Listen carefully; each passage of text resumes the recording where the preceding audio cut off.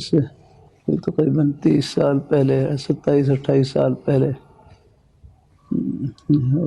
ہم نے مسجد میں یہاں کبھی کبھی یہاں آ کر بس اپنے اللہ تعالیٰ کا ذکر کرتے رہتے ہیں، تسبیح پکڑی ہوتی ہیں، سائیکل کے اوپر ہی آتے جاتے تھے، حالانکہ ان کے ماموں پاکستان کے صدر رہے، لیکن ہم بس اپنا ایک جو معمول تھا اسی پر ہی ہم نے دفتر میں آدھا گھنٹہ پہلے پہنچ جاتے، دفتر کا پنکھا استعمال نہیں کرتے تھے، کہتے تھے میری ڈیوٹی کب کرنی شروع ہوا، یعنی بڑی امانت داری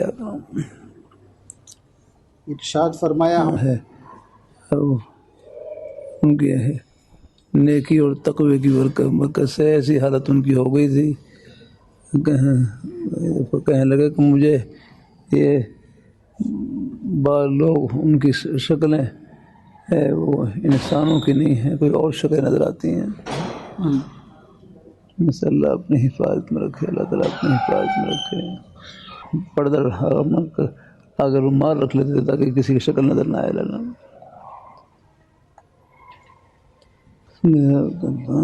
قبول فرمائے۔ ارشاد فرمایا ہمارے سب ایک دوسرے کے معاون ہیں، یہ سب ایک دوسرے کے معین اور مددگار ہیں۔ مددگار ہے الحمدللہ۔ اللہ تعالیٰ اپنے تمام مدارس یہ سب جنت کے باغ ہیں، تمام خانقاہیں یہ سب اللہ تعالیٰ کی رحمت کا سلسلہ ہے، اوپر سے آ رہا ہے الحمدللہ۔ آگے چلیں۔ ارشاد فرمایا کہ خلافت یہ کوئی تکمیل کی نشانی نہیں ہوتی، خلافت بسا اوقات توجہ دلانے کے لیے ہوتی ہے کہ اب یہ اپنی اصلاح کی طرف توجہ اور فکر کرے۔ مجھے فرمایا صحیح ہے۔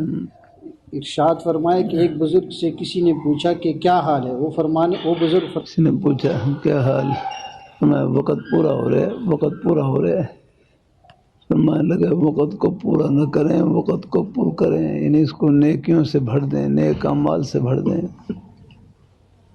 عمر ہو رہی ہے مثل برف کم ہے، رفتہ رفتہ چپ کے دم بدم یا رکھنا، عمر تو گزر رہی ہے برف کی مانند ہے، اگر اس کو استعمال کر لیں گے نیک مقصد میں تو وہ کام آ جائے گی، اگر استعمال نہیں کریں گے تو بگڑ جائے گی یا کرنا۔ آگے چلیں۔ ہاں اللہ قبول فرمائے، اللہ اپنی بارگاہ میں قبول فرمائے، اللہ تعالیٰ سب کو اللہ اپنی رضا اور خوشنودی سے نوازے، آمین آمین۔ جزاک اللہ۔ خیر کی باتیں ہیں الحمدللہ، ان کے سننے سے نفع ہی ہوتا ہے، فائدہ ہوتا ہے۔